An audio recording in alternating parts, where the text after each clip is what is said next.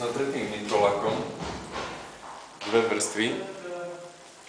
A nitrolakom som ich natrel, aby som odseparoval suchú hlinu od lukoprénu, ktorý budem dávať na to zajtra.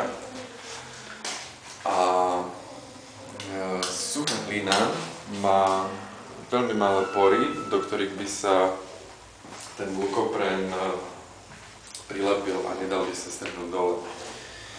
A nitrolakom preto, teda najčastejší suchársky používaný lak je šelak, on bude na prírodnej báze, ale nemôžem ho použiť ako separátor lukoprénu preto, lebo je na rovnakej báze ako lukoprén, takže nitrolak, je to hnusne smradľavý lak a dosť ma hlava dneska celý deň z neho